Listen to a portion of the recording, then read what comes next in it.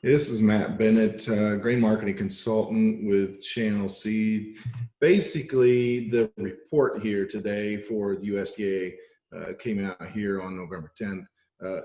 Very friendly report, no question about it. The interesting thing with this report is that, basically this year, the USDA didn't get out in the field in August. So the first time they got out in the field was in September. And then in October, it really didn't change production.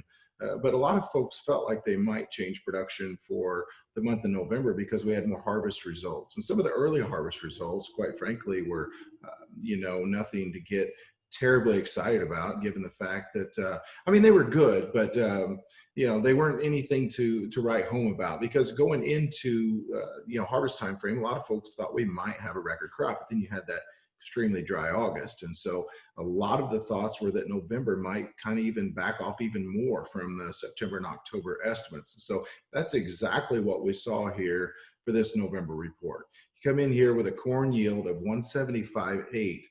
The trade was expecting a 177.5 for the national corn yield, and last month we were at 178.4. So we came down, almost 3 bushels from last month, and we're definitely below the average trade guess. That translates to total corn production of 14.507 billion bushels, which, the average trade guess was 14.645. So, I don't know, about 150 below the average guess. Last month we were at 14.722. Now, here's where it gets interesting. The USDA raised exports by over 300 million bushels, which essentially put your carryout for this month at 1.7 billion bushels. The average forecast was 2 billion. 0.048. Okay, so basically we went over 300 million bushels below the average forecast as far as what the what the carryout was going to be for this month. Last month we were at 2.167. Let me just back up to the month of August. The carryout projection for the month of August was 2.75 billion bushels. So in a matter of 3 months, we have dropped the carryout estimate from the USDA by over 1 billion bushels. How much of that had to do with production and how much of that had to do with demand? Actually, more of that had to do with demand than what you would ever think.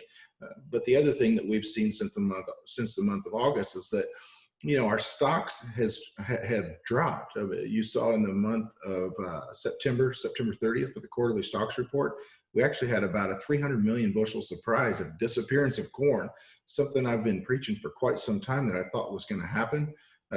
Today, 1.7 billion bushels was probably even more friendly than what I would have ever guessed.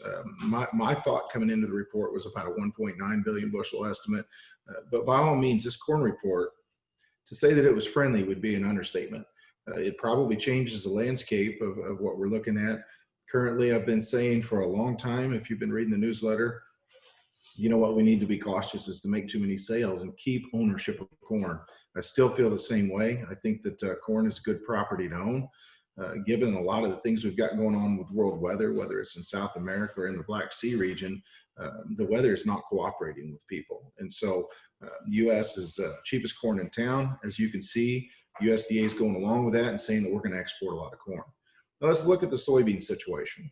Soybean harvested acreage didn't change. Production, though, definitely came down, 4.17 billion bushels versus 4.253. Okay, so how did that happen? Well, you dropped the yield to 50.7. Last month we were at 51.9.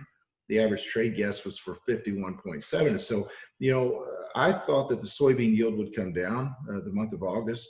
I think robbed a fair amount of bushels because, in early September. Bottom line is we had a poor finish to the crop.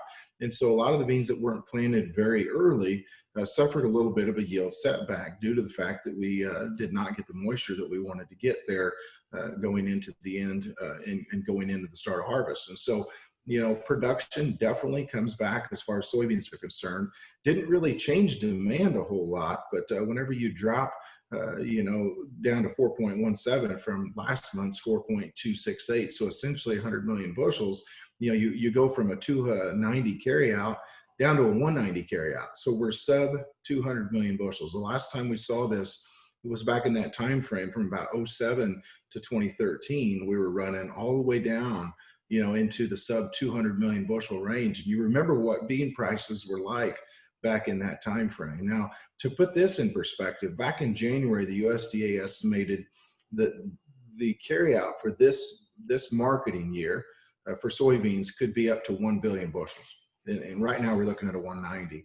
And so we've seen a paramount shift as far as soybean total carryout is concerned for the U.S. We've also seen a shift whenever we look at world numbers. So world numbers for both corn and beans are projected to drop a fair amount for this year coming up. And that's even with projections for a very large crop coming out of Brazil. Now, there's a lot to be known from that yet, and that's something that we'll talk about in the newsletter, and we may even touch on it in a future video of some sort. But the bottom line is that there's a lot of things going on in the world right now that are contributing to some of the friendliness that we're seeing as far as commodity prices are concerned. Now, one thing that I would encourage you after listening to this, you probably think, let's go out and buy commodities.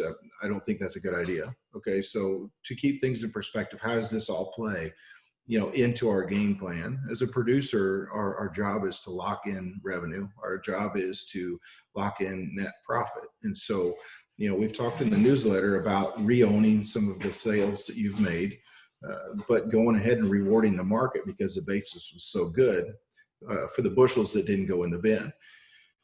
I still feel that way, but your marketing plan needs to have set levels where you're going to make sales at profitable levels. Don't think that we can hit the high of the market. That's a major issue that we all run into on a consistent basis year after year. It just so happens that we have a more profitable situation staring us in the face right now. And since that's the case, you have to keep your wits to you. You have to keep disciplined and continue to put a marketing plan in place that's going to lock in as much revenue and return on investment for your operation, as what you possibly can. So again, this has been Matt Bennett with Channel. And basically, I just want everyone to know, if you want to get a hold of me, you can go to Twitter or you can just shoot me an email. It's mbennett@agmarket.net. And so if you want to get a hold of me, let me know. I'd certainly be happy to help you with any of your marketing questions or just ideas on how to put together a marketing plan, maybe specific questions. Regardless, get a hold of me if you need to, and hope to hear from you.